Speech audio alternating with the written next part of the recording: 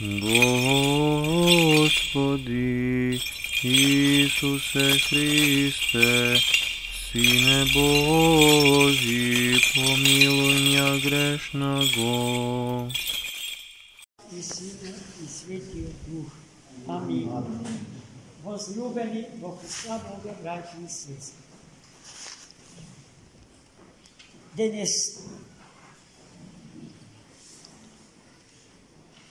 я празнуваме втората недела от Великиот Пасхален пост.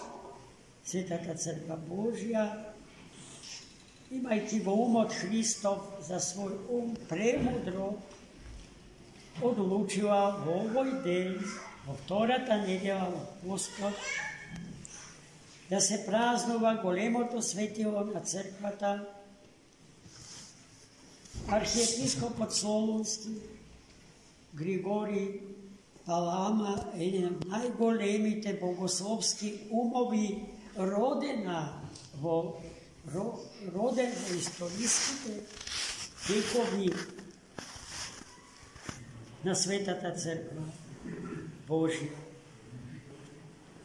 Денеска исто така го празнуваме и големиот и свет маченик од Битола Агатангел, чии свети мошти ги имаме овде, па рачунајте дека тој денеска беше и физички присутен со нас.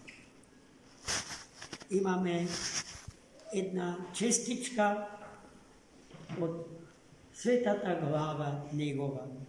Потоа како што ќе приоѓате да земате нафора, прво ќе ја целивате, ќе го целивате светиот Агатангел, па ќе примите анафор. Денеска исто така читавме едно евангелско четиво напишано од раката на светиот апостол и евангелист Марко, во кое што се дава одговорот на едно клучно прашање. Прашање со кое што се бави умот на секој човек, бидејќи се однесува на болестите на телото, на душата и на духот. Нема човек кој што не страда од некоја или од многуте болести на телото, на душата и на духот. Многу пати, многу наши браќа и сестри, не бавејќи се со себе си длабински, доаѓаат до заклучок дека не знаат зошто страдаат од болест.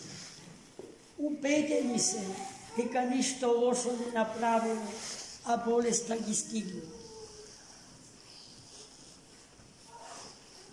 А повеќето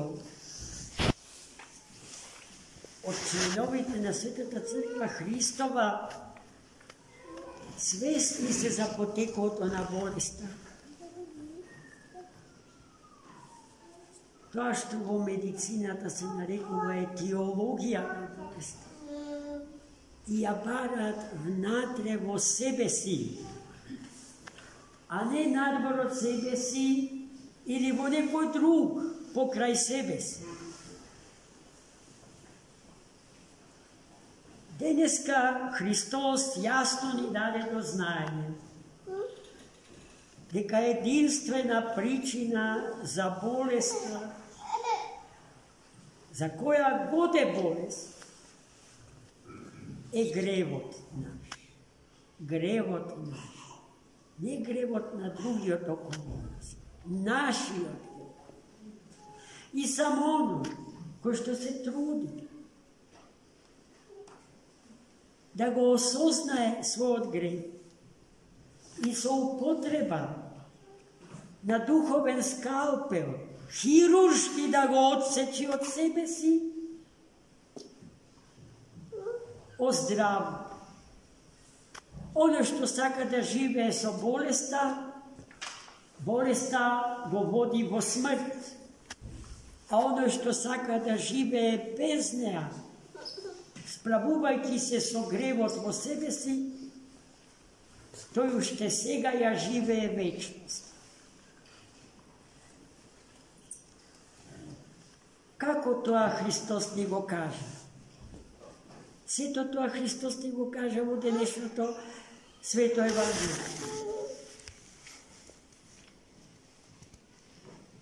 Како и секогаш. Ставајки пред нас конкретен животен пример, за да ни го каже тоа, Христос денеска се најде во Капернаум, едно приморско, поточно крај езерско градче. Христос многу го сакаше тој град.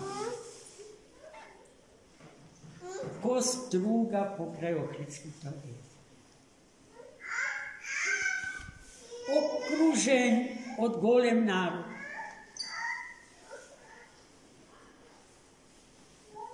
Во Капернаум посетил нечий дом. Брзо се расчуло дека Христос се наоѓа во домот на некој нивни сограѓанин и сите поитале да стигнат таму. Куќата се преполнила со народ. И надворешните простори од домот биле преполни со народ. Не можело да се влезе внатре. И сето тоа ќе беше, може би, прифатливо за сите, ако не се случеше една посебна случка. Четворица мажи во носилка носеле парализиран човек. И гледајте, тие никако не можеле да пробијат пат за болниот да го принесат и да го остават пред нозете Христов. Но верата нивна им го открила начинот како ќе стигнат до Христа Господ. Се качиле на кровот од куќата, го раскопале кровот и болниот го спуштиле пред нозете Христов. И Христос сето тоа јасно е дека го знаеше. Кој се, зошто се и како стигнале до него. Нивната вера го восхити него, ама и сите други околу. Па и ние, читајќи го тоа, се восхитуваме на огромната вера на тие луѓе. И Христос му ги кажа зборовите што секој од нас сака да ги чуе, кога живее во покаяние, кога е решен, како што реков пред малку, хируршки, да го отстрани малигното духовно и телесно ткиво на гревот. Ти се проштеваат гревовите, му кажа Христос. И веднаш се чу врева, негодување, несогласност со тие зборови Христов. Како е можно некој човек некому од луѓето да проштева гревови? За старозаветниот човек тоа му беше можно само на Бога. Но тие не беа свесни дека Бог воплотен е со нив. Нивните очи беа замрежени и тие не можеа Христа Господа да го познаат како вистински Бог и како вистински човек. знаеки го сето тоа Христос ги праша. Полесно ли да му кажам на човекот: стани, земи го одарот свој, оди. Од зборовите ти се проштеваат гревовите, ама за да знае дека со ова се Христос, Господарот на животот, лекарот на сите лекари и лекот на сите лекови.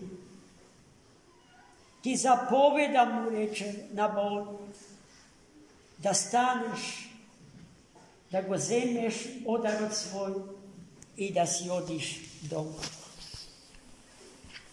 Но за сето тоа остануваат зборовите, ти се проштеваат гревовите. Како ќе ни ги прости Господ гревовите ако ги криеме?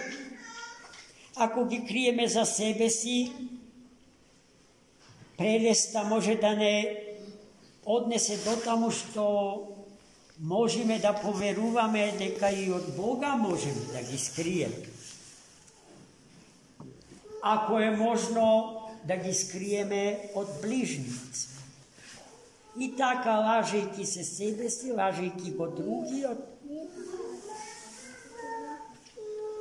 гревот останува во нас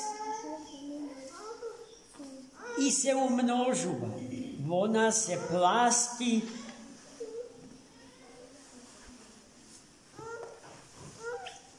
Животот ја губи својата позиција, се повлекува и отстапува на смртта, померата од присуството на гревот во нас.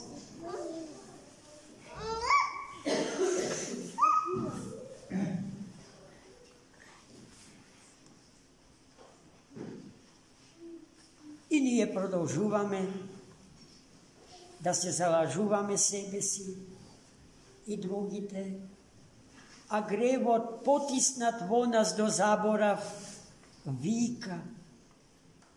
Еден ден избива на површината од нашиот живот во вид на тешка болест на телото или душата.